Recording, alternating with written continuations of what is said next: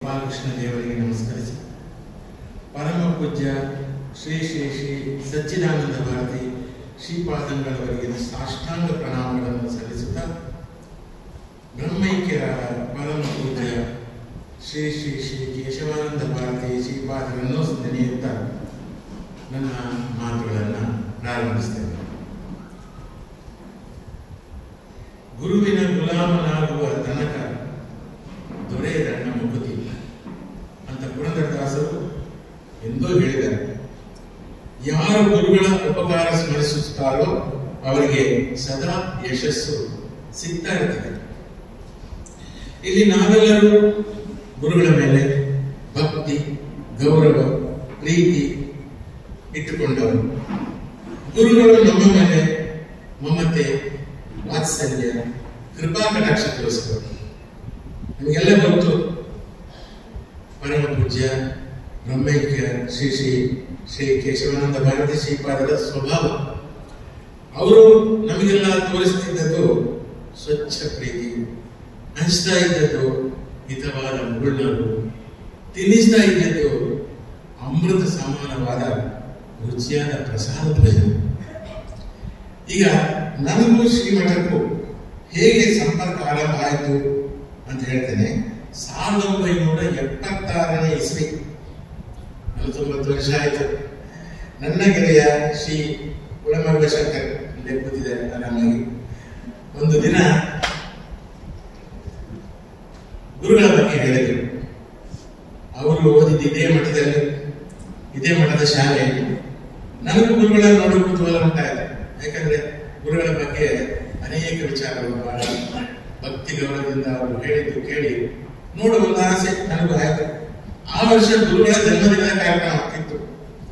ಸುಮ್ಮನೆ ಹೋಗೋ ಬದಲು ಶ್ರೀಮಠ ಕ್ಷೇತ್ರದ ಬಗ್ಗೆ ಮತ್ತು ಗುರುಗಳ ಬಗ್ಗೆ 2 ಹಾಡುಗಳನ್ನು ಬರೆದೆ ನಾನು. ನನಗೆ ಆಗ ಪದ್ಯ ಬರೆಯುವ ಹುಚ್ಚಿತ್ತು. ಕಾಲೇಜಲ್ಲಿ ಸಾಮಾನ್ಯ ಎಲ್ಲರಿಗೂ ಇರ್ತದೆ ಆ ಹುಚ್ಚು. ಇದು ಒಂದು ಭಕ್ತಿಯ, ಈ ಪರಿಸರದ ಬಗ್ಗೆ ಒಂದು ಪದ್ಯ, ಮತ್ತೆ ಗುರುಗಳ ಬಗ್ಗೆ ಒಂದು ಪದ್ಯ. ಆ ಒಂದು ಪುಸ್ತಕ ನನಗೆ ಸಿಕ್ಕಿತ್ತು. ಅದರ ಬಗ್ಗೆ ಸ್ವಲ್ಪ ವಿವರಣೆ ಎಲ್ಲ ತಿಳ್ಕೊಂಡು ನಾನು ಬರೆದೆ. ಅದು ಫೈನಲ್ ಇಯರ್ BSc. ನನ್ನ ಜೀವನದಲ್ಲಿ ಸ್ವಾಮೀಜಿ ಅಂತ ಮೊಟ್ಟ ಮೊದಲ ಬಾರಿಗೆ ನೋಡಿದ್ದೆ ಶ್ರೀ ಶ್ರೀ ಶ್ರೀ ಕೇಶವಾನಂದ ಭಾರತ ಶ್ರೀಪಾದರನ್ನೇ. ಕುಳಮರ್ವ ಶಂಕರ್ ನನ್ನನ್ನು ಗುರುಗಳಿಗೆ ಪರಿಚಯಿಸಿದರು. ಗುರುಗಳು ಶಂಕರ್ ಹತ್ರ ನನ್ನನ್ನು ತೋರಿಸಿ ಎಂತ ಮಾಡ್ತಾನೆ ಅಂತ ಕೇಳಿದರು. ಅದಕ್ಕೆ ಶಂಕರ್ ಹೇಳಿದರು, ಇವ ಮನೋಹರ್ ಅಂತ ವಿಟ್ಲದವ, ಮಠದ ಬಗ್ಗೆ ಮತ್ತು ನಿಮ್ಮ ಬಗ್ಗೆ 2 ಪದ್ಯ ಬರೆದಿದ್ದಾನೆ, ಅದನ್ನು ಕಾರ್ಯಕ್ರಮದಲ್ಲಿ ಓದಲಿಕ್ಕೆ ಅವಕಾಶ ಅನುಮತಿ ಉಂಟಾ ಅಂತ ಕೇಳಿದರು. ಗುರುಗಳು ನನ್ನನ್ನು ನೋಡಿ ಮುಗುಳ್ನಕ್ಕು, ಇವತ್ತು ರಾತ್ರಿ ಸಭಾ ಕಾರ್ಯಕ್ರಮ ಇದೆ, ಅದರಲ್ಲಿ ಯಕ್ಷಗಾನ ಎಲ್ಲ ಉಂಟು, ಚಲನಚಿತ್ರ ನಟ ಉದಯಕುಮಾರ್, DJ-ಅಮ್ಮ ಎಲ್ಲ ಬರ್ತಾರೆ, ಆ ಸಂದರ್ಭದಲ್ಲಿ ನೀನು ಹಾಡು ಅಂತ ಅನುಮತಿ ಕೊಟ್ಟರು. ನನಗೆ ಒಂಥರ ಆಕಾಶದಲ್ಲಿ ತೇಲಿ ಹೋದ ಅನುಭವ, ಜೊತೆಗೆ ಸಿಕ್ಕಾಪಟ್ಟೆ ಸಭಾ ಕಂಪನವೂ ಆಯಿತು. ಯಾವಾಗ ರಾತ್ರಿ ಆಗ್ತದೋ, ಸಭಾ ಕಾರ್ಯಕ್ರಮ ಯಾವಾಗ ಶುರು ಆಗ್ತದೋ ಅಂತ ಉದ್ವೇಗ. ಅಂತೂ ಆ ರಾತ್ರಿ 2 ಪದ್ಯಗಳನ್ನು ನಾನು ಮತ್ತು ಕುಳಮರ್ವ ಶಂಕರ್ ಹಾಡಿ ಮುಗಿಸಿದೆವು. ನಾನೊಂದು ಪದ್ಯ, ಶಂಕರ್ನ ಪದ್ಯ. ಸ್ವಾಮೀಜಿ ಮಂತ್ರಾಕ್ಷತೆ ಕೊಟ್ಟರು. ಅಲ್ಲಿಂದ ಗುರುಗಳ ಅನುಗ್ರಹದ ಋಣಾನುಬಂಧ ಶುರುವಾಯಿತು. ಅಷ್ಟರಲ್ಲಿ ನನ್ನ BSc ವ್ಯಾಸಂಗ ಮುಗಿದು ಬೆಂಗಳೂರಿಗೆ ಹೋಗುವಂಥ ಸಂದರ್ಭ ಬಂತು. ಗುರುಗಳಲ್ಲಿ ಹೇಳಿ ಹೋಗೋಣ ಅಂತ ನಾನು ಕುಳಮರ್ವ ಶಂಕರನಿಗೆ ಬಂದೆವು. ಗುರುಗಳು ಕ್ಷಣ ಸಮಾಚಾರ ವಿಚಾರಿಸಿ, ಬೆಂಗಳೂರಿಗೆ ಹೋಗೋದಾದರೆ ನಿಮಗೆ ಅಲ್ಲಿ ಉದ್ಯೋಗ ಬೇಕಿದ್ರೆ ಯಾದವ ಗೋಪಾಲಕೃಷ್ಣ ಶ್ರೇಷ್ಠಿಗಳು ಅಂತ ಇದ್ದಾರೆ, ಅವರಿಗೆ ಒಂದು ಪತ್ರ ಕೊಡ್ತಾನೆ, ಅವರು ನಿನಗೆ ಕೆಲಸ ಕೊಡಿಸ್ತಾರೆ ಅಂತ ಹೇಳಿ ಒಂದು ಪತ್ರವನ್ನು ಕೊಟ್ಟರು. ಬೆಂಗಳೂರಿಗೆ ಬಂದೆ. ಅಲ್ಲಿ ನನಗೆ ಜನವಾಣಿಯಲ್ಲಿ ಕೆಲಸ ಸಿಕ್ತು. ಆದರೆ ನಾನು ಬೆಂಗಳೂರಲ್ಲೇ ನೆಲೆಸಿದ ನಂತರ ಗುರುಗಳಲ್ಲಿಗೆ ಬರುವ ಅಂತರ ಹೆಚ್ಚಾಯಿತು. ಅದಕ್ಕೆ ಕಾರಣ ಬದುಕಿನ ಹೋರಾಟವಿರ್ಬೋದು. ಆದರೆ ಗೆಳೆಯ ಕುಳಮರ್ವ ಶಂಕರ್ ಹಲವಾರು ವಿಚಾರಗಳನ್ನು ಆಗಾಗ ತಿಳಿಸುತ್ತಾ ಇರ್ತಿದ್ರು. ಗುರುಗಳು ಅವರ ವಿಶೇಷ ಏನು ಅಂತಂದರೆ, ತಮ್ಮದೇ ಶಾಲೆಯಲ್ಲಿ ಮಕ್ಕಳಿಗೆ ಪಾಠವನ್ನು ಮಾಡ್ತಿದ್ದರಂತೆ, ಮಕ್ಕಳೊಂದಿಗೆ ತಾವು ಮಕ್ಕಳಂತೆ ಇರುತ್ತಿದ್ದದ್ದು ಅವರ ವಿಶೇಷ ಗುಣ. ಮಕ್ಕಳಿಗೆ ಹಲವು ನೀತಿ ಕಥೆಗಳನ್ನು ಹೇಳ್ತಾ ಮಕ್ಕಳಿಗೆ ಮಾರ್ಗದರ್ಶನವನ್ನು ಕೊಡ್ತಾ ಇದ್ದಿದ್ದು ಎಲ್ಲ ಕೇಳಿ ಬಲ್ಲೆ.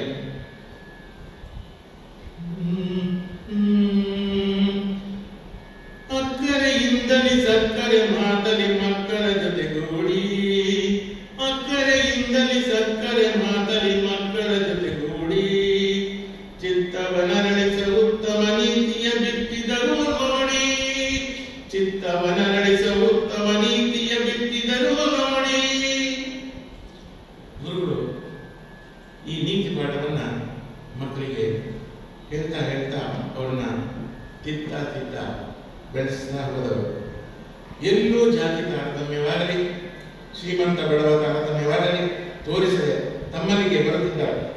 ಪ್ರತಿಯೊಬ್ಬರನ್ನು ಸಮಾನತೆಯಿಂದ ಕಂಡು ಪ್ರೀತಿಯಿಂದ ಅನ್ನ ಪ್ರಸಾದ ಕೊಟ್ಟೇ ಕಳಿಸ್ತಿದ್ದ ಗುರುಗಳ ಬಗ್ಗೆ ಎಷ್ಟು ಹೇಳಿದರೂ ಕಡಿಮೆ. ಆಗ ನನಗೆ ನೆನಪಾಗುವುದು ವಾತ್ಸಲ್ಯ ಪೂರ್ಣವಲಂ ಹೃದಯಂ ಯದೀಯಂ ತಂ ಕೇಶವಂ ಮೂರಹಂ ಮನಸಾ ಸ್ಮರಾಮಿ. 1984ರಲ್ಲಿ ನಾನು ಪಣಂಬೂರಲ್ಲಿ ಮುಂಗಾರು ಪತ್ರಿಕೆಯಲ್ಲಿದ್ದಾಗ ಗುರುಗಳನ್ನು ನೋಡಲಿಕ್ಕೆ ಕುಳಂಬರೊಟ್ಟಿಗೆ ಬಂದೆ. ಆಗ ನಡೆದ ಒಂದು ಪ್ರಸಂಗ, ಪ್ರಸಾದ ಸ್ವೀಕರಿಸಿ ಪ್ರಸಾದ ಭೋಜನ ಎಲ್ಲ ಕೊಡಿಸಿ ಗುರುಗಳು. ಆಮೇಲೆ ಪ್ರಸಾದ ಸ್ವೀಕರಿಸಿ ಆದ್ಮೇಲೆ ನಾನು ಹೊರಡುವಾಗ ನಮಸ್ಕಾರ ಮಾಡಲಿಕ್ಕೆ ಬಗ್ಗಿದೆ. ಗುರುಗಳು ನನ್ನ ತಲೆಯ ಹಿಂಭಾಗವನ್ನೇ ನೋಡ್ತಿದ್ರಂತೆ. ಆಗ ಕೂದಿತ್ತು. ಬಗ್ಗೆ ಇದ್ದಾಗ ನಿನಗೆ ಒಂದು ಒಳ್ಳೆ ತೈಲ ಕೊಡ್ತೇನೆ ಅಂತ ಹೇಳಿ ಒಂದು ತೈಲ ತರಿಸಿದ್ರು. ನಂತರ ಹೇಳಿದ್ರು, ನಿನ್ನ ತಲೆಯಲ್ಲಿ ಚಂದ್ರೋದಯ ಆಗ್ತಾ ಬಂತು, ಪೂರ್ತಿ ಹುಣ್ಣಿಮೆ ಆಗದಾಗಿ ನೋಡಿಕೊ, ಈ ಎಣ್ಣೆ ಹಚ್ಚು, ಆಯ್ತಾ ಅಂದ್ರು. ಆಗ ನನ್ನ ತಲೆಯಲ್ಲಿ ಕೂದಿನ ಮಧ್ಯೆ ಚಂದ್ರ ಮುಟ್ತಾ ಇದ್ದ, ಹಿಂಭಾಗದ ಮಾತ್ರ ಸ್ವಲ್ಪ ಖಾಲಿಯಾಗಿತ್ತು. ಅವರ ಗುರುಗಳು ಯಾವಾಗಲೂ ತಮಾಷೆಯಾಗಿ ಎಲ್ಲರೂ ನಗಿಸ್ತಾ ಇರೋದು ಅವರ ಸ್ವಭಾವ. ಅವರ ಹಾಸ್ಯ ಜೊತೆಗೆ ಇನ್ನೊಂದು ಉದಾಹರಣೆ, ಗುರುಗಳು ದೀಪಾವಳಿ ಹಬ್ಬಕ್ಕೆ ಶಿಷ್ಯರಿಗೆಲ್ಲ ತಲೆಗೆ ಸೌಟಲ್ಲಿ ಎಣ್ಣೆ ಸುರಿತಿದ್ರಂತೆ. ನನಗೆ ಹೇಳಿದ್ದು ನಮ್ಮ ಸೂರ್ಯ ಅವರು 3 ಸಲ ಎಣ್ಣೆ ಸುರಿದು ಕೈಗೆ ಸಾಬೂನು ಪೆಟ್ಟಿಗೆ ಕೊಟ್ಟು ಹೋಗಿ ನದಿಗೆ ಹೋಗಿ ಸ್ನಾನ ಮಾಡಿ ಬನ್ನಿ ಅಂತ ಕಳಿಸ್ತಿದ್ರಂತೆ. ಅಲ್ಲಿ ಹೋಗಿ ನೀರಲ್ಲಿ ತೊಳಿಲಿಕ್ಕೆ ಅಂತ ಸಾಬೂನು ಪೆಟ್ಟಿಗೆ ಓಪನ್ ಮಾಡಿದ್ರೆ ತೆಗೆದ್ರೆ ಅದರಲ್ಲಿ ಸೋಪಿನ ಬದಲಿಗೆ ಬಟಾಟೆ ಇರ್ತದೆ. ಬಟಾಟೆ ಹಚ್ಕೊಂಡು ಸ್ನಾನ ಮಾಡ್ಲಿಕ್ಕೆ ಆಗ್ತದ? ಗುರುಗಳು ಹಿಂದಿನ ದಿನವೇ ಸಾಬೂನು ಪೆಟ್ಟಿಗೆಯಲ್ಲಿ ಬಟಾಟೆ ಇಟ್ಟು ಸಿದ್ಧತೆ ಮಾಡಿ ಇವರಿಗೆಲ್ಲ ಕೊಟ್ಟಿದ್ದಾರೆ. ಹೀಗೆ ಗುರುಗಳಲ್ಲಿ ಒಂದು ತುಂಟತನವೂ ಇತ್ತು. ಒಮ್ಮೆ ನಮ್ಮ ವ್ಯಂಗ್ಯ ಚಿತ್ರಕಾರ ವೆಂಕಟ ಭಟ್ ಅವರ ಕಥೆ ಕೇಳಬೇಕು ನೀವು. ವೆಂಕಟ ಆಗಾಗ ಮಠದ ಯಕ್ಷಗಾನದಲ್ಲಿ ಪಾತ್ರವನ್ನು ಮಾಡ್ತಿದ್ರಂತೆ. ಒಮ್ಮೆ ಗುರುಗಳು ವೆಂಕಟ್ಗೆ, ಈ ಸಲ ಸ್ತ್ರೀ ವೇಷ ನೀನೇ ಹಾಕಬೇಕು, ಬರಬೇಕಾದವರು ಬರ್ತಾ ಇಲ್ಲ ಅಂತ ಹೇಳಿದಕ್ಕೆ ವೆಂಕಟ್ ಮೀಸೆ ಎಲ್ಲ ಓಡಿಸಿದ್ರು. ಯಕ್ಷಗಾನದ ದಿನವೇ ಸ್ತ್ರೀ ಪಾತ್ರ ಮಾಡುವವರು ಬಂದೇ ಬಿಟ್ರು. ಈಗ ವೆಂಕಟಿಗೆ ತಬ್ಬಿಬ್ಬಾಯಿತು. ಈಗ ಎಂತ ಮಾಡಿ, 2 ಸ್ತ್ರೀ ಪಾತ್ರ ಮಾಡ್ಲಿಕ್ಕೆ ಸಾಧ್ಯವ? ಒಂದೇ ಪಾತ್ರವನ್ನು ಇಬ್ಬರು ಮಾಡ್ಲಿಕ್ಕೆ ಸಾಧ್ಯವ? ಗುರುಗಳು ಬಿಡ್ಲಿಲ್ಲ. ವೆಂಕಟ್ ನೋಡಿ, ನೀವು ಶೌಕನ ಪಾತ್ರ ಮಾಡೋತ್ತೇಳಿ ಮೀಸೆ ಗಡ್ಡ ಅಂಟಿಸಿ ಅವರಿಗೆ ಪಾತ್ರ ಮಾಡಿಸಿದಂತೆ. ಮರುದಿನ ಗುರುಗಳು ಮೀಸೆ ಕಳೆದುಕೊಂಡ ವೆಂಕಟ್ ನನ್ನ ನೋಡಿ, ಇದು ಖಂಡಿತ ನನ್ನ ತಪ್ಪಲ್ಲ ಮರ ಅಂತ ಅವತ್ತು ವೆಂಕಟಿಗೆ 6 ಹೋಳಿಗೆ ಬೇಡ ಬೇಡ ಅಂದ್ರು ತಿನ್ನಿಸಿದ್ರು. ಮೆಚ್ಚಿದರೆ ಮುಚ್ಚುಮರೆ ಇಲ್ಲದಂತೆ ಮೆಚ್ಚುವರು ಅಚ್ಚರಿಯು ಆಗುವಂತ ವಿಷಯ, ಮೆಚ್ಚಿದರೆ ಮುಚ್ಚುಮರೆ ಇಲ್ಲದಂತೆ ಮೆಚ್ಚುವರು ಅಚ್ಚರಿಯು ಆಗುವಂತ ವಿಷಯ, ಹಚ್ಚಿಕೊಂಡರೆಂದ ಮೇಲೆ ಹೆಚ್ಚು ಪ್ರೀತಿ ತೋರುವರು ಸ್ವಚ್ಛವಾದ ಮನಸ್ಸಿನ ಮಹನೀಯ, ಹಚ್ಚಿಕೊಂಡರೆಂದ ಮೇಲೆ ಹೆಚ್ಚು ಪ್ರೀತಿ ತೋರುವರು ಸ್ವಚ್ಛವಾದ ಮನಸ್ಸಿನ ಮಹನೀಯ. ಮತ್ತೆ ಹೇಳಲೇಬೇಕು, ವಾತ್ಸಲ್ಯ ಪೂರ್ಣ ಮಲಂ ಹೃದಯಂ ಯದೀಯಂ ತಂ ಕೇಶವಂ ಮೂರಹಂ ಮನಸಾ ಸ್ಮರಾಮಿ. ಒಂದೊಂದಿತ್ತು ಕಾಲ, ಅದನ್ನು ಗುರುಗಳ ಸ್ವರ್ಣಯುಗ ಅಂತ ಹೇಳ್ಬೋದು. ಆಗ ಡಾಕ್ಟರ್ ರಾಜ್ಕುಮಾರ್ ಬಂದೋಗಿದ್ರು, ಉದಯ್ ಕುಮಾರ್, ನರಸಿಂಹರಾಜು, ವಿಷ್ಣುವರ್ಧನ್, ಶರಪಂಜರ್ ಶಿವರಾಮ್, ಬಿ ಜಯಮ್ಮ, ಹೊನ್ನಪ್ಪ ಭಾಗವತರು, ಪುಟ್ಟಣ್ಣ ಕಣಗ ಮೊದಲಾದವರು ಬಂದು ಗುರುಗಳನ್ನು ಕೊಂಡಾಡಿ ಹೋಗಿದ್ರು. ಇನ್ನು ಯಕ್ಷಗಾನ ಮತ್ತು ತಾಳಮದ್ದಳೆಯ ಅಂದಿನ ಗಂಧರ್ವರಾದ ಕೀರಿಕಾಡು ವಿಷ್ಣು ಮಾಸ್ತರು, ತೆಕ್ಕಟ್ಟೆ ಆನಂದ ಮಾಸ್ತರು, ದೇವರಾಜ ಸೀತಾರಾಮಯ್ಯನವರು, ಮಲ್ಪೆ ಸಾಮರ ಸಹೋದರರು, ಶೇಣಿ ಗೋಪಾಲಕೃಷ್ಣ ಭಟ್ರು, ಪೆರ್ಲ ಕೃಷ್ಣ ಭಟ್ರು, ದಾಮೋದರ ಮಂಡಚ್ಚ, ಕಡತೋಟ ಮಂಜುನಾಥ ಭಾಗವತರು, ಕಾಣಿಕನ್ನವರು, ಕುಬಣೂರು ಬಾಲಕೃಷ್ಣರಾವ್, ಮೆರವಡಿ ನಾರಾಯಣ ಭಟ್ಟರು, ಅರ್ಪಳ ಸುಬ್ರಾಯ ಆಚಾರ್ಯ, ಚಿಪ್ಪಾರು ಕೃಷ್ಣಯ್ಯ ಬಲ್ಲಾಳರು, ನೆಡ್ಲೆ ನರಸಿಂಹ ಭಟ್ರು, ದಿವಾಣ ಭೀಮ್ ಭಟ್ರು, ಹೀಗೆ ಒಂದು ಗಂಧರ್ವರ ಪಡೆಯೇ ಇತ್ತು. ಪೂಜ್ಯ ಗುರುಗಳು ಕಲೆಗೆ ನೆನೆಯ ನೀಡುತ್ತ ಕಲಾವಿದರ ನೋಡುತ್ತ, ಕಲೆಗೆ ನೆನೆಯ ನೀಡುತ್ತ ಕಲಾವಿದರ ನೋಡುತ್ತ, ಬೆಲೆಯ ನರಿತು ಮುಗುಳು ನಗುತ್ತ, ಬೆಲೆಯ ನರಿತು ಮುಗುಳು ನಗುತ್ತ, ಗೌರವಿಸಿದರು ಸ್ವತಃ, ಗೌರವಿಸಿದರು ಸ್ವತಃ. ಅಬ್ಬಬ್ಬಾ, ಎಷ್ಟು ಕಲಾವಿದರು ಬಂದು ಗುರುಗಳ ಕೃಪೆಗೆ ಪಾತ್ರರಾಗಿ ಹೋದರು. ಪ್ರತಿ ವರ್ಷ ಕೆಲವು ವಾದ್ಯಗಾರ ಕಲಾವಿದರು ಗುರುಗಳಿಗೆ ಬಲು ಪ್ರಿಯ. ಅವರಲ್ಲಿ ತಾಳವಾದ್ಯ ವಿದ್ವಾನ್ ಆನೂರು ಅನಂತ ಶರ್ಮ, ವೇಣುವಾದಕ ಪ್ರಾಣೇಶ್, ಪಿಟೀಲು ವಾದಕ ಹೇಮಂತ್ ಯಾವಾಗಲೂ ಗುರುಗಳ ಕಚೇರಿಯಲ್ಲಿ ಇರುವಂಥವರು. ಇದರ ಜೊತೆಗೆ ದಿನಕ್ಕೆ 4-6 ತಾಸು ಪೂಜೆಯಲ್ಲಿ ಕೂಡ ತೊಡಗಿಸಿಕೊಂಡಂತಹ ಗುರುಗಳು ಅದೆಷ್ಟು ಚಂದ ಪೂಜೆ ಮಾಡ್ತಿದ್ರು. ಅದನ್ನು ನೋಡುವುದೇ ಚಂದ. ಪ್ರತಿನಿತ್ಯದ ಅಂದ, ದೇವರ ಜೊತೆ ಅನುಬಂಧ, ಅದು ಗುರುಗಳ ಒಂದು ತನ್ಮಯತೆ.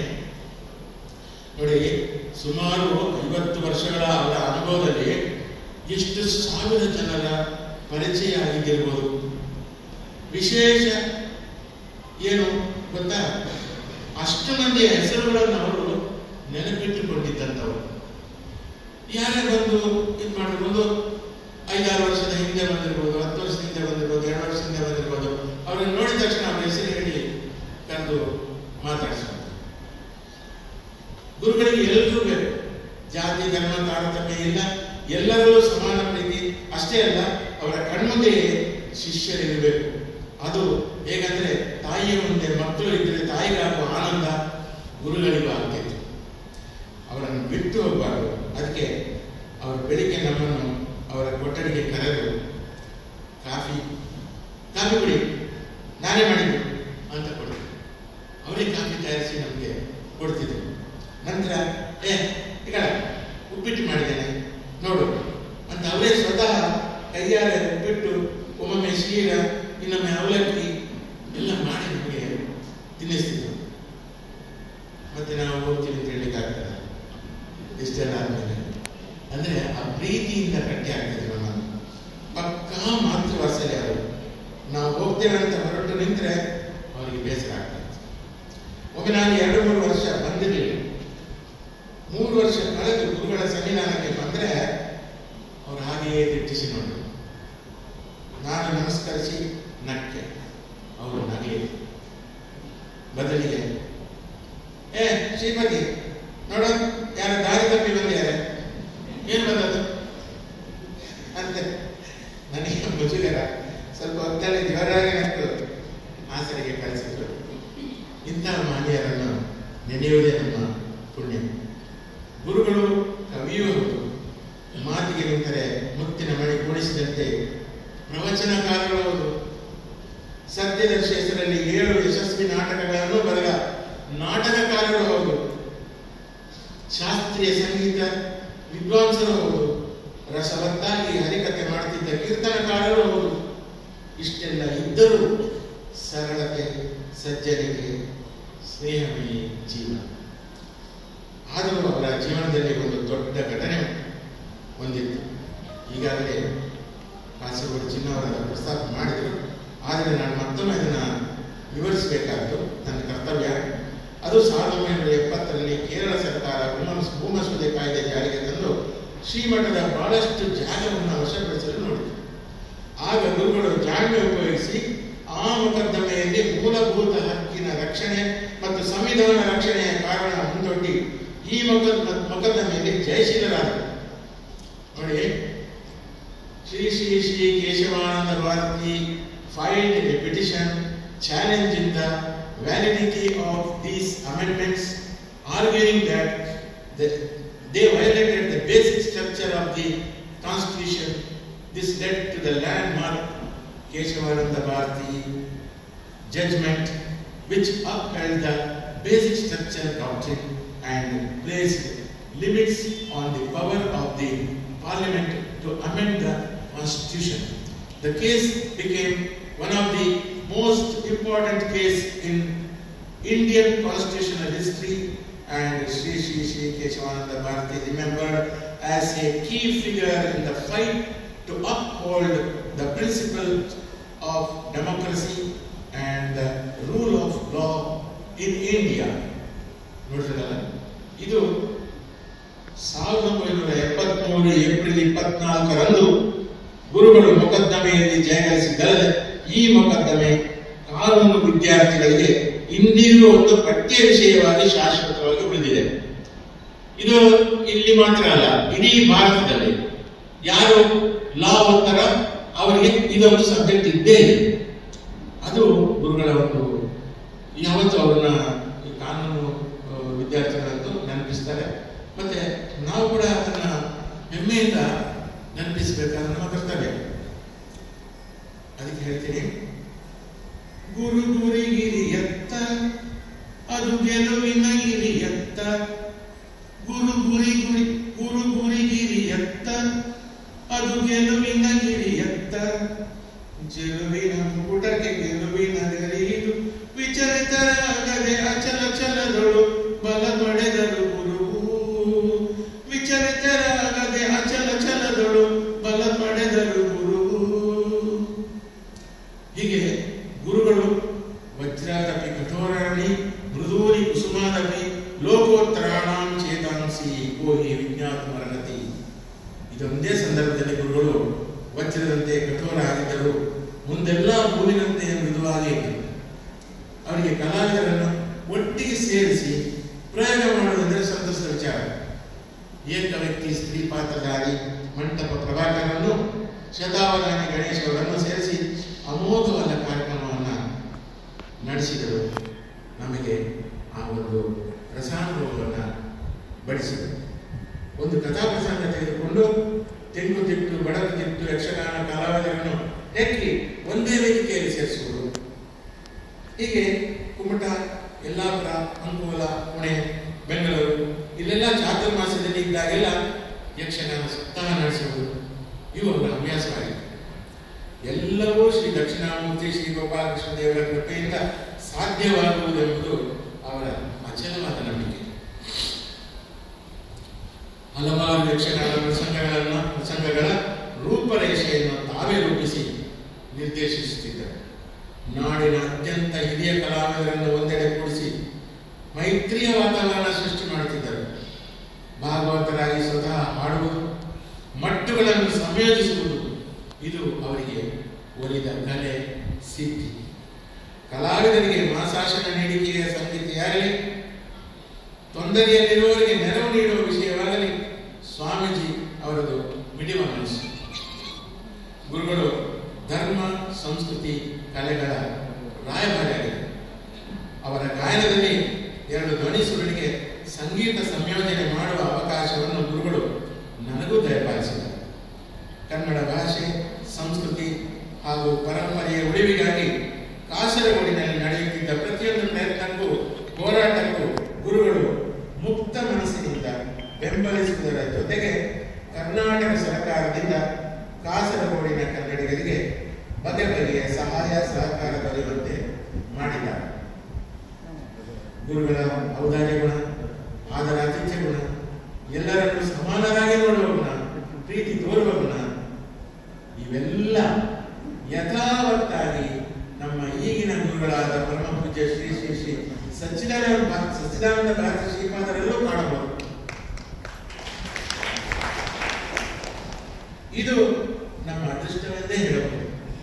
ಈ ಸಂದರ್ಭದಲ್ಲಿ ನನಗೆ ಕೆಲವು ಮಾಹಿತಿಗಳನ್ನು ಒದಗಿಸಿದ ನಿವೃತ್ತ ಅಧ್ಯಾಪಕರಾದ ಶ್ರೀ ರಾಜೇಂದ್ರ ಕಲ್ಲುರಾಯರು, ಸೂರ್ಯನಾರಾಯಣ ಭಟ್, ಖ್ಯಾತ ವ್ಯಂಗ್ಯ ಚಿತ್ರಕಾರ ವೆಂಕಟ ಭಟ್ ಎಡನೀರು ಇವರಿಗೆ ನಾನು ಋಣಿ.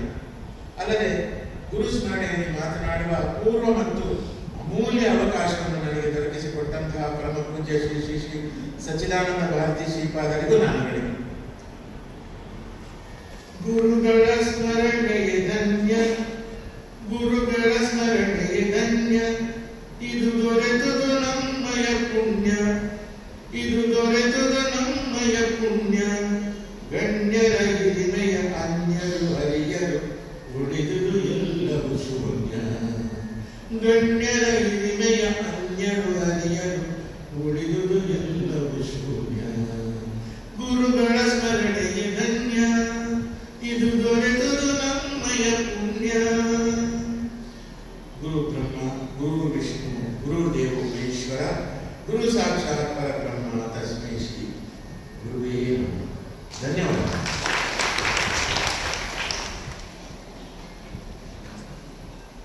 ಕೃತಜ್ಞತೆಗಳು ಭೀಮನವರವರೇ. ನಿಮ್ಮ ಮತ್ತು ಸ್ವಾಮೀಜಿ ಒಡನಾಟದ ಕೆಲವು ತುಣುಕುಗಳಿವೆ. ಇಂಗ್ಲೀಷ್ನಲ್ಲಿ ಒಂದು ಮಾತಿದೆ, if you want to know a person's value just miss him. ಒಂದು ಮನುಷ್ಯನ ಗುಣ ಗೊತ್ತಾಗಬೇಕಿದ್ರೆ ಅವನನ್ನು ಕಳ್ಕೊಳ್ಬೇಕು, ಅನಂತರ ಗೊತ್ತಾಗುತ್ತೆ. ಕೆಲವು ಸಲ ಹಾಗೆ ಅನಿಸ್ಬಿಡುತ್ತೆ. ಗುರುಗಳ ಫೋಟೋಗಳನ್ನು ನೋಡಿದಾಗ ನಮಗೆ ಗೊತ್ತಿಲ್ಲದೆ ನಮ್ಮ ಕಂಠ ಉಬ್ಬಿ ಬರುತ್ತೆ, ಕಣ್ಣೀರು ಬರುತ್ತೆ. ಸ್ವಾಮೀಜಿಯವರು ಹಾಗಿದ್ದರು. ಒಬ್ಬೊಬ್ಬರ ಹತ್ರ ಒಂದೊಂದು ಅನುಭವಗಳಿದೆ, ನೂರಾರು ಅನುಭವಗಳಿದೆ. 5 ದಶಕಗಳ ಕಾಲ ನಾನು ಈ ಎಡನೀರು ಮಠದಲ್ಲಿ ಓಡಾಡ್ಕೊಂಡಿದ್ದವ. ಮಲಯಾಳಂ ಭಾಷೆಯನ್ನು ಶಾಲೆಯಲ್ಲಿ ಹೇರಿದಾಗ ರಾತ್ರಿ ದೊಂದಿ ಮೆರವಣಿಗೆ ಮಾಡಿ ಎಡ್ನೀರು ಮಠಕ್ಕೆ ಸ್ವಾಮೀಜಿಯ ಒಟ್ಟಿಗೆ ನಿಂತು 1975ನೇ ಇಸ್ವಿ. ಅಲ್ಲಿಂದ ಇಲ್ಲಿವರೆಗೆ ಒಮ್ಮೆಯೂ ಕೂಡ ನಾನು ಹಿಂದಿ ತಿರುಗಿ ನೋಡುವುದಿಲ್ಲ. ಗುರುಗಳ ಆಶೀರ್ವಾದ, ನನ್ನ ಹತ್ರ ಸಿಟ್ಟು, 1 ವರ್ಷ ಮಾತುಕತೆ ಇಲ್ಲ, ಆನಂತರ ಮತ್ತೆ ಮಾತುಕತೆ, ಮತ್ತೆ ವಾಪಸ್ ಸಿಟ್ಟು. ಇದೆಲ್ಲ ಇಲ್ಲಿಯ ವೈಬ್ರೇಷನ್ಸ್. ಇದನ್ನೆಲ್ಲ ನಾವು ಮಂತ್ರಾಕ್ಷತೆ ಅಂತ ತಿಳ್ಕೊಂಡೆ ನಾವು ಬೆಳೆದವರು. ಈಗ ಮುಖ್ಯ ಕಾರ್ಯಕ್ರಮಕ್ಕೆ ಬರ್ತಾ ಇದ್ದೀವಿ. ಗುರುಗಳ ಕೇಶವಾನಂದ ಭಾರತಿ ಸ್ಮೃತಿ ಗೌರವ ಪ್ರದಾನ ನಡೆಯಲಿಕ್ಕಿದೆ. ಕುಂಟಾದ ಕೃಷ್ಣ ಬಾಬಾ ಪೈ ಸಾಮಾಜಿಕ ಧುರೀಣರು, ಧಾರ್ಮಿಕ ಮುಖಂಡರು, ಮುಕ್ತೇಶ್ವರರು, ಶ್ರೀ ಶಾಂತಿಕ ಪರಮೇಶ್ವರಿ ದೇವಸ್ಥಾನ ಕುಂಟಾ ಭಾಗದಲ್ಲಿ ಯಾವ ಭಾಗಕ್ಕೆ ಹೋದರೂ ಕೂಡ ಅವರ ಚಟುವಟಿಕೆಗಳು, ಅವರು ಮಾಡಿದ ಕೆಲಸಗಳು ಹೆಜ್ಜೆಗೂ ಸಿಗ್ತಾ ಇರುತ್ತೆ.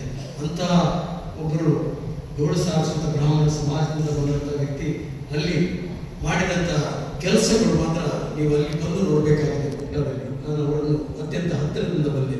ನಮ್ಮ ಕೇಶವಾನಂದ ಭಾರತಿ ಸ್ವಾಮೀಜಿಯವರ ಅದೆಷ್ಟೋ ಚಾತುರ್ಮಾಸಗಳನ್ನು ಅವರು ಕುಂಟದಲ್ಲಿ ಅತ್ಯಂತ ಯಶಸ್ವಿಯಾಗಿ ನಡೆಸಿ ಕುಂಟಕ್ಕೆ ಮತ್ತು ಕಾಸರಗೋಡಿಗೆ ಒಂದು ಬಾಂಧವ್ಯವನ್ನು ಬೆಳೆಸಿದಂಥ ಬಾಬಾಪೈ ಇವ್ರ ಬಗ್ಗೆ ಈಗ ವಿ ಮನೋಜ್ ಇವರು ನಮ್ಮ ರಾಜೇಂದ್ರ ಕಲ್ಲೂರಾಯರು ಅವರ ಬಗ್ಗೆ ಮಾತಾಡ್ತಾರೆ.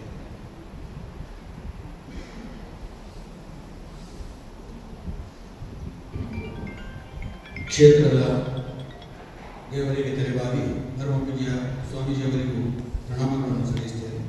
ವೇದಿಕೆಯಲ್ಲಿರುವಂತಹ ಜನಪ್ರಿಯ ಸಂಸದರಾದಂತಹ ಶ್ರೀಯುತ ರಾಜಮೋಹನ್ ವಿಜ್ಞಾನಿಗಳಿಗೆ, ಶ್ರೀಯುತ ಶಾಮಠ್ ಅವರಿಗೆ, ಶ್ರೀ ಮನೋಹರ್ ಅವರಿಗೆ, ಶ್ರೀ ಸುರೇಶ್ ನಾಯಕ್ ಅವರಿಗೆ ಮತ್ತು ಇವತ್ತು ಸನ್ಮಾನಿಸಲ್ಪಡುವಂತಹ ಶ್ರೀಯುತ ಕೃಷ್ಣ ಬಾಬಾ ಪೈ ದಂಪತಿಗಳವರಿಗೆ ವಂದಿಸಿಕೊಂಡು ಇಲ್ಲಿ ಉಪಸ್ಥಿತರಿರುವಂತಹ ಹಿರಿಯರು ಆತ್ಮೀಯರು ಆದಂತಹ ನಿಮ್ಮೆಲ್ಲರಿಗೂ ಕೂಡ ವಂದಿಸಿಕೊಂಡು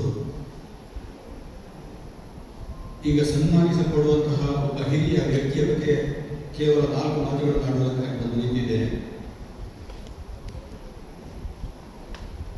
ಬ್ರಹ್ಮೈಕ್ಯರಾದಂತಹ ಪರಮಪೂಜ್ಯ ಶ್ರೀ ಶ್ರೀ ಕೇಶವಾನಂದ ಭಾರತಿ ಸ್ವಾಮೀಜಿಯವರಿಗೂ, ನಮ್ಮ ಈಗಿನ ಪೀಠಾಧಿಪತಿಗಳಾದಂತಹ ಶ್ರೀ ಶ್ರೀ ಸಚ್ಚಿದಾನಂದ ಭಾರತಿ ಸ್ವಾಮಿಯವರಿಗೂ ಅತ್ಯಂತ ಆಪ್ತ ವಲಯದಲ್ಲಿರುವ ಆಪ್ತ ಶಿಷ್ಯರಾಗಿರುವಂತಹ ಶ್ರೀಯುತ ಕೃಷ್ಣ ಬಾಬಾ ಪೈ ಅವರು ಇವತ್ತು ಪರಮಪೂಜ್ಯ ಶ್ರೀ ಶ್ರೀ ಕೇಶವಾನಂದ ಭಾರತಿ ಸ್ವಾಮೀಜಿಯವರ ಈ ಆರಾಧನೋತ್ಸವದ ಪುಣ್ಯ ಸಂದರ್ಭದಲ್ಲಿ ಪರಮಪೂಜ್ಯ ಶಿಷ್ಯರವರಿಂದ ಪ್ರಸಾದ ಮಂತ್ರಾಕ್ಷತೆಯೊಂದಿಗೆ ಈಗ ಗೌರವಿಸಲ್ಪಡಲಿದ್ದಾರೆ. ಕೃಷ್ಣಮಯಿಗಳ ಬಗ್ಗೆ ಹೇಳುವುದಾದರೆ, ಈಗ ನಮ್ಮ ಚಿನ್ನರವರು ಹೇಳಿದ ಹಾಗೆ ಅದು ಕೇವಲ 1-2 ಮಾತುಗಳಲ್ಲಿ ಹೇಳುವಂಥದ್ದಲ್ಲ. ಅವರ ಬಗ್ಗೆ ಪುಸ್ತಕಗಳನ್ನು ಬರೆಯುವುದು. ನಾವು ನಮ್ಮ ಇನ್ವಿಟೇಷನ್ನಲ್ಲಿ ಅವರ ಹೆಸರನ್ನು ಬರೆದು ಸಾಮಾಜಿಕ ಧುರೀಣರು ಮತ್ತು ಶ್ರೀ ಶಾಂತಿಕಾ ಪರಮೇಶ್ವರಿ ದೇವಸ್ಥಾನದ ಮುಕ್ತೇಶ್ವರರು ಅಷ್ಟೇ ಬರೆದಿದ್ದೇವೆ. ಅವರ ಎಲ್ಲ ಡೆಸಿಗ್ನೇಷನ್ಗಳನ್ನು ಬರೆಯಲಿಕ್ಕೆ ಹೋದರೆ ಇದು ಸಾಕಾಗಲಿಲ್ಲ. ಅಷ್ಟು ದೀರ್ಘವಾದಂತಹ ಅವರು ಮಾಡಿದಂಥ ಕೆಲಸಗಳ ಡೆಸಿಗ್ನೇಷನ್ಗಳನ್ನು ನಾವು ಬರೆಯಬಹುದು.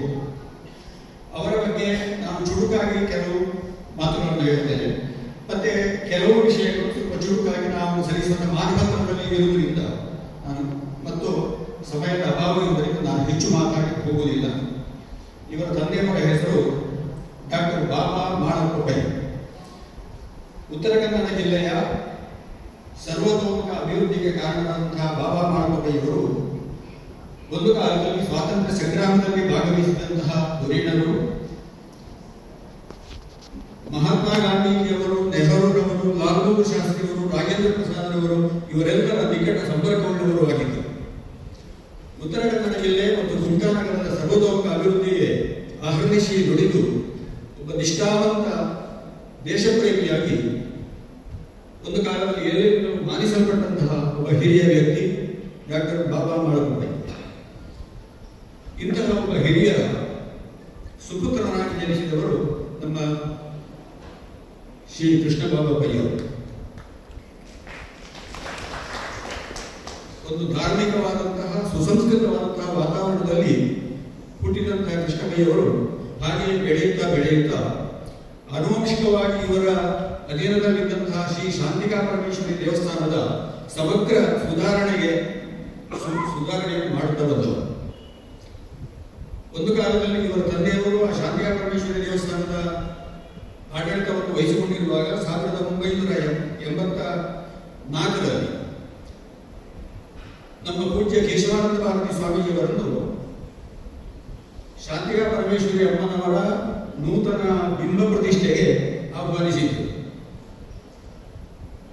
ಅಲ್ಲಿ ಶಿಷ್ಯರ ಪ್ರವಚನ, ಆಮೇಲೆ ಸಂಗೀತ ಕಾರ್ಯಕ್ರಮಗಳು, ಸ್ವಾಮೀಜಿಯವರು ಶಿಷ್ಯರೊಂದಿಗಿದ್ದಂತಹ ಒಡನಾಟ ಇವುಗಳನ್ನೆಲ್ಲ ಕಂಡು ಇವರ ತಂದೆಯವರಿಗೆ ಶಿಷ್ಯಗಳವರ ಮೇಲೆ ಅಪಾರವಾದಂತಹ ಅಭಿಮಾನ, ಗೌರವ ಬೆಳೆಯಿತು. ಆಮೇಲೆ ಅವರು ಇರುವಷ್ಟು ಕಾಲ ಪೂಜ್ಯ ಸ್ವಾಮೀಜಿಯವರನ್ನು ಆಗಾಗ ಕುಮಟಾಕ್ಕೆ ಧರಿಸ್ತಾ ಇದ್ದರು. ಅವರ ಕಾಲಾನಂತರವೂ ಕೃಷ್ಣ ಪೈಯವರು ಅದನ್ನೇ ಹಾಗೇ ಮುಂದುವರಿಸಿಕೊಂಡು ಬಂದಿದ್ದಾರೆ. ಕೇಶವಾನಂದ ಭಾರತಿ ಸ್ವಾಮಿಗಳನ್ನು ಅಲ್ಲಿನ ಪ್ರತಿಯೊಂದು ಧಾರ್ಮಿಕ ಚಟುವಟಿಕೆಗಳಿಗೆ ಕರೆಸುತ್ತಾ ಅಲ್ಲಿನ ಅವರ ಆಪ್ತ ವಲಯದವರಿಗೆ ಅನುಗ್ರಹ ಮಂತ್ರಾಕ್ಷತೆಯನ್ನು ನೀಡುತ್ತಾ ಅದಕ್ಕೆ ಬೇಕಾದ ಅನುಕೂಲವನ್ನು ಮಾಡಿಕೊಟ್ಟವರು ಕೃಷ್ಣ ಪೈಯವರು. ಅಂದರೆ ಇದು ತಂದೆಯವರೇ ಆ ದಾರಿಯನ್ನು ಅವರಿಗೆ ತೋರಿಸಿಕೊಟ್ಟರು. ಕೃಷ್ಣ ಪೈಯವರು ಈ ದೇವಸ್ಥಾನದ ಧರ್ಮದರ್ಶಿಗಳಾದ ಮೇಲೆ ಇನ್ನಷ್ಟು ಅಂದರೆ ಈಗಿನ ಕಾಲಕ್ಕೆ ಬೇಕಾದ ಹಾಗೆ ಸಮಗ್ರವಾದಂತಹ ಒಂದು ಬೆಳವಣಿಗೆಯನ್ನು ಮಾಡುತ್ತಾ ಬಂದದ್ದು ಮಾತ್ರವಲ್ಲ, ಕುಮಟಾ ಎನ್ನುವಂಥದ್ದು ಒಂದು ಚಿಕ್ಕ ನಗರ. ಆ ನಗರದೊಳಗೆ ಸುಮಾರು ಒಂದು 9-10 ದೇವಸ್ಥಾನಗಳಿರ್ಬೋದು. ಅದರ ಹೊರಗೆಯೂ ಮತ್ತೆ 8-10 ದೇವಸ್ಥಾನಗಳು. ಈ ಎಲ್ಲ ದೇವಸ್ಥಾನಗಳ ಮಧ್ಯೆ ಇವರ ಮನೆಯಿರುವುದು. ಆದ್ರಿಂದ ಆ ಒಂದು ಧಾರ್ಮಿಕ ವಾತಾವರಣದಲ್ಲಿ ಬೆಳೆದಂತಹ ಕೃಷ್ಣ ಪೈಗಳು ಧಾರ್ಮಿಕವಾದ ಚಟುವಟಿಕೆಗಳಲ್ಲಿಯೂ ಸಾಮಾಜಿಕವಾದ ಚಟುವಟಿಕೆಗಳಲ್ಲಿಯೂ ಮತ್ತು ಅಲ್ಲಿರುವಂತಹ ಎಲ್ಲ ಶಿಕ್ಷಣ ಸಂಸ್ಥೆಗಳಿಗೂ ಕೂಡ ಬೇಕಾದವರಾಗಿ ಒಬ್ಬ ಹಿರಿಯ ವ್ಯಕ್ತಿಯಾಗಿ, ಎಲ್ಲರ ನೆಚ್ಚಿನ ವ್ಯಕ್ತಿಯಾಗಿ ಅಲ್ಲಿ ಬೆಳೆದಿದ್ದರು. ನಮ್ಮ ಎಡನೀರಿಗೂ ಉತ್ತರ ಕನ್ನಡ ಜಿಲ್ಲೆಯಲ್ಲಿರುವಂತಹ ಕುಮಟಕ್ಕೂ ಬಹಳ ಅಂತರ ಉಂಟು. ಸುಮಾರು 5.5 ತಾಸು ನಾವು ಭೌತಿಕವಾಗಿ ನೋಡೋದಿದೆ. ಅದನ್ನು ಬಹಳ ಹತ್ತಿರಕ್ಕೆ ತಂದಂತಹ ವ್ಯಕ್ತಿ ನಮ್ಮ ಕೃಷ್ಣ ಪೈಯವರು. ಯಾಕೆಂತಂದ್ರೆ ಎಡನೀರು ಅಂತ ಹೇಳಿದ ಕೂಡಲೇ ಕುಮಟಾದಲ್ಲಿರುವಂತಹ ಎಲ್ಲ ಜನರಿಗೆ ಒಂದು ಪ್ರತ್ಯೇಕವಾದಂತಹ ಗೌರವ ಬೆಳೆಸುವ ಹಾಗೆ ಇವರು ಮಾಡಿದ್ದಾರೆ. ಅದನ್ನು ಸ್ವತಃ ಇವರು ತೋರಿಸಿಕೊಟ್ಟಿದ್ದಾರೆ.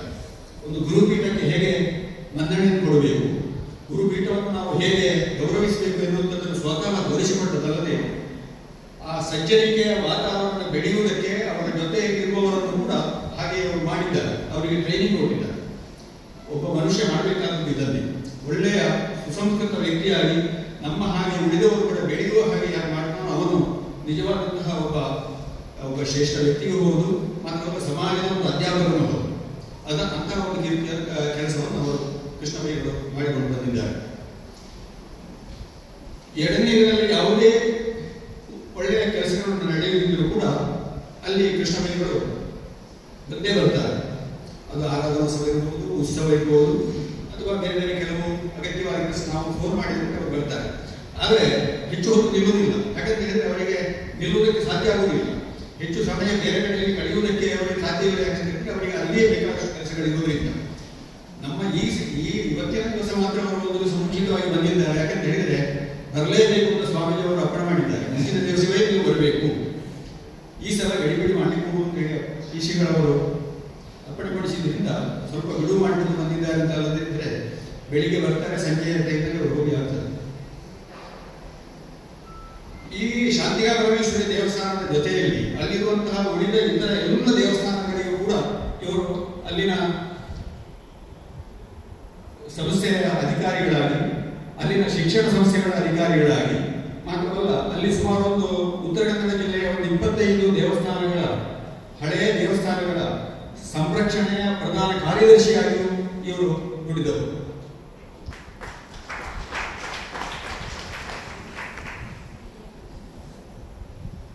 ಎಡನೀರಿನಿಂದ ಸ್ವಾಮೀಜಿಯವರು ಈಗ ಕೆಲವು ಸಲ ಹೋಗುವಾಗ ಕೆಲವು ಕಾರ್ಯಕ್ರಮಗಳನ್ನೆಲ್ಲ ಮುಗಿಸಿ ಹೋಗುವ ಸಂದರ್ಭದಲ್ಲಿ ಕೆಲವು ಸಲ ರಾತ್ರಿ 12 ಗಂಟೆ 1 ಗಂಟೆ 2 ಗಂಟೆ ಎಲ್ಲ ಆಗೋದು. ಅದು ಮೊದಲಿನ ಕಿಶಾನಂದ ಸ್ವಾಮಿಗಳು ಬಂದಾಗಲೂ ಹಾಗೆ ಹೋಗುವಾಗ ಹಾಗೆ. ಆ ಹೊತ್ತಿಗೂ ಕೂಡ ಯಾವುದೇ ರೀತಿಯ ಒಂದು ಮಾನಸಿಕವಾದ ಬೇಸರವನ್ನು ತೋರಿಸದೆ ಸ್ವಾಮಿಗಳು ಬರ್ತಾರೆ, ನಾವು ಅವರನ್ನು ಎದುರುಗೊಳ್ಳಬೇಕು ಅಂತ ಹೇಳಿ ಒಂದು 100 ಜನರನ್ನಾದರೂ ಜೊತೆಗೆ ಇರಿಸಿಕೊಂಡು ಸ್ವಾಮಿಯವರನ್ನು ಸ್ವಾಗತಿಸುವುದಕ್ಕೆ ಮಧ್ಯರಾತ್ರಿ ಕೂಡ ಅವರು ಕಾಯ್ತಾ ಇರ್ತಾರೆ. ಇದು ಮಠದ ಮೇಲೆ, ಶಿಷ್ಯಗಳ ಮೇಲೆ ಅವರಿಗಿರುವಂತಹ ಒಂದು ಅಪಾರವಾದ ಅಭಿಮಾನ, ಗೌರವವನ್ನು ತೋರಿಸುವುದಕ್ಕೆ ಸಾಕ್ಷಿಯಾಗಿದೆ. ಒಮ್ಮೆ ಒಂದು ಸಲ ನಮ್ಮ ಶಾಂತಿಗಾ ಪರಮೇಶ್ವರ ದೇವಸ್ಥಾನದಲ್ಲಿ ಇವರ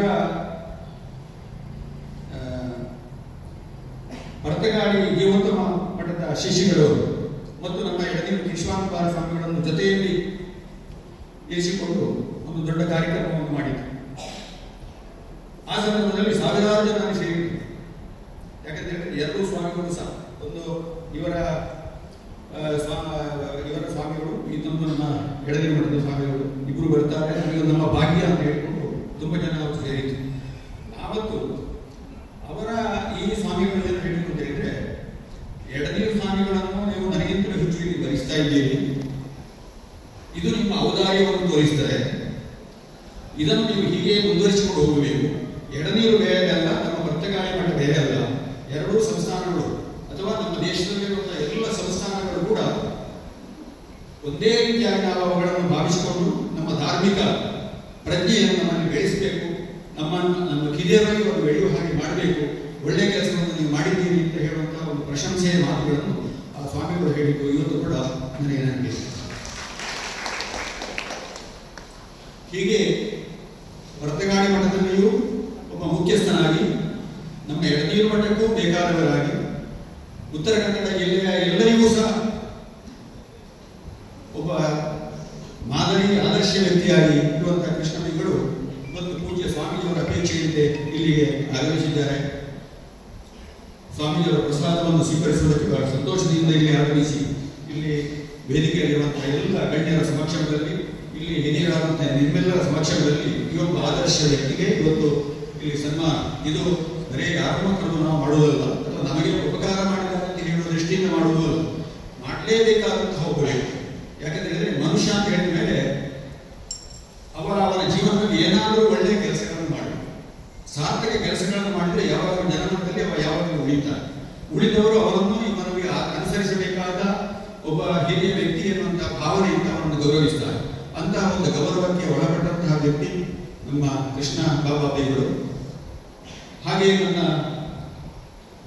ವ್ಯಕ್ತಿತ್ವದಲ್ಲಿ ವಿವೇಕವನ್ನು, ಸಹನೆ, ತಾಳ್ಮೆಯನ್ನು, ಅದರ ಜೊತೆಯಲ್ಲಿ ಒಂದು ಸ್ವಲ್ಪ ಹಾಸ್ಯದ, ನನಗೆ ಗೊತ್ತಾಗುವುದಿಲ್ಲ ಅವರ ಹಾಸ್ಯದ ಮಾತುಗಳೆಲ್ಲ, ಅದು ಗಂಭೀರವಾಗಿ ಅವರ ಹಾಸ್ಯದ ಮಾತುಗಳನ್ನು ಹೇಳುವಂಥ, ಹೀಗೆ ಎಲ್ಲರಿಗೂ ಬೇಕಾದವರಾಗಿ ಕುಮಟಾದಲ್ಲಿ ಎಲ್ಲ ಸಜ್ಜನವನ್ನು ಸೃಷ್ಟಿ ಮಾಡಿದಂಥ ಒಬ್ಬ ಮಹಾನ್ ವ್ಯಕ್ತಿ ಇವತ್ತು ಇಲ್ಲಿದ್ದಾರೆ.